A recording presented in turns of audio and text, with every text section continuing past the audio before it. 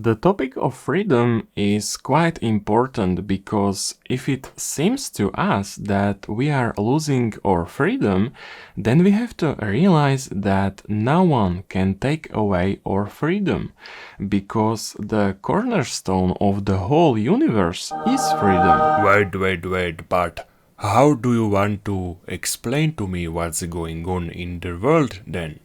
Because history shows us repeatedly how some people took the freedom of others. In order to understand Lily, What, you have Lily? to look at how our mind is created. Where do you see Lily? Go wash your eyes first, and you know that I'm only asking for the sake of others.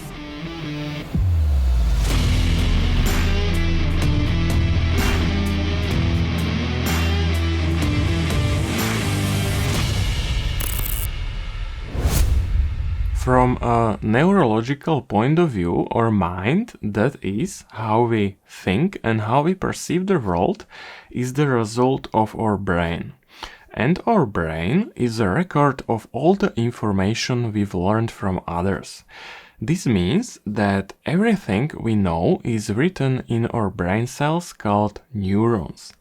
And now, when we pay attention to something, these neurons become activated, and what we call the mind is created as a feedback to evaluate what we pay our attention to. That means we start thinking or evaluating what we perceive by the information we have from others.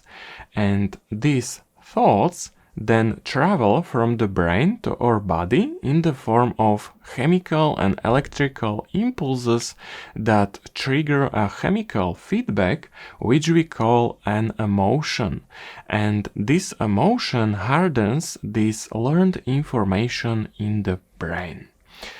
This is how our beliefs are formed. They are actually thoughts to which we have repeatedly paid attention for a long time until they've become an automatic habit that we consider to be true, even though it's not necessarily true.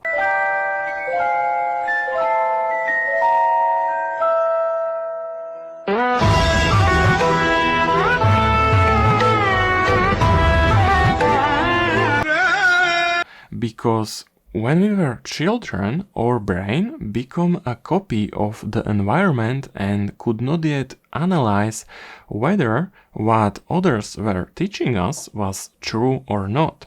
But we were endowed by the ability to feel, which means that when we think of any belief and feel bad, then it's a false belief.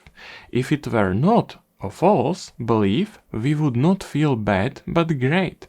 But a lot of people have forgotten to listen to this inner navigation and no longer understand feeling. And since they've turned away from this God-given navigation and they navigate through their life only by their mind, which is limited to perceive the world only within the learned information from others, then these false beliefs become their life, and that's the only reason why people feel bad. And this bad feeling is always telling you, hello, you are turning your back to who you truly are and believe false beliefs. But if we realize that what we perceive as reality is only a mind-created translation of electrical and chemical impulses that our brain receives through the senses of the body, then we'll know that the world we perceive with our senses is only a manifestation of our state of mind. And it's not an objective reality, and that's why we make decisions based on how we think and how we feel, and those decisions get us into an experience that will recreate in us the same thoughts and emotions we had in the beginning. And this hardens our beliefs or state of mind even more. So, in order for us to change our experience in life, we have to make different decisions. Sweet, sweet time. And in order to make different decisions, we need to change the way we feel. And we can only change how we feel by not paying attention to the facts and thoughts that make us feel bad. So you want to tell me that if I hide my head into the sand and don't pay attention to something, it will cease to exist? But others pay attention to it, so it exists. You are right, Lily. It exists in the lives of those who pay attention to it. But it won't affect your life unless you let it get into your mind by paying attention to it.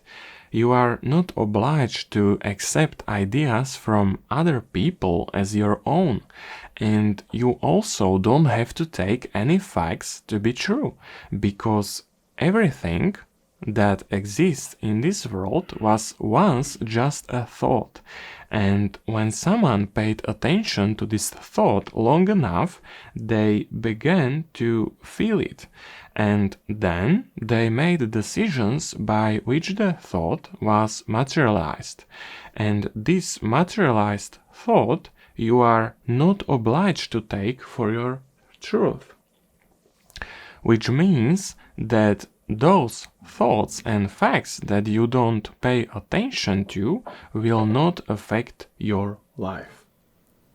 Imagine your life is like a goulash, and whatever spice you put in is only your choice.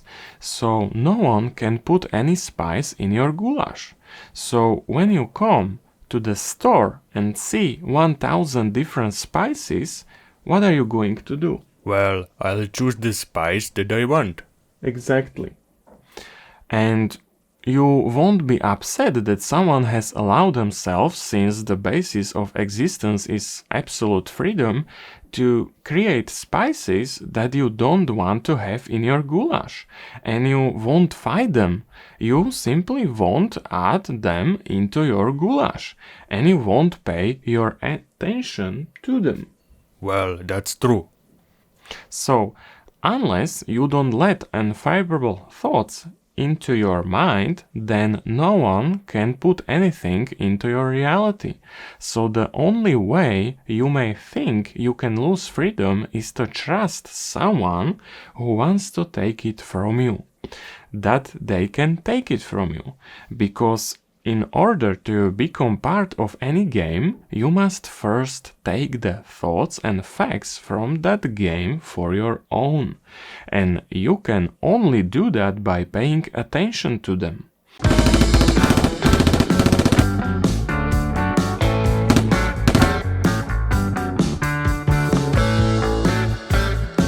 And when you don't like the game, but you still pay attention to it, then you start to feel resistance, and this resistance tells you to not pay attention to it.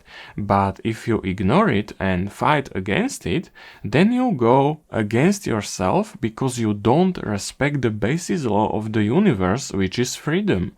And by doing so, you are giving up your freedom to feel the way you want to feel.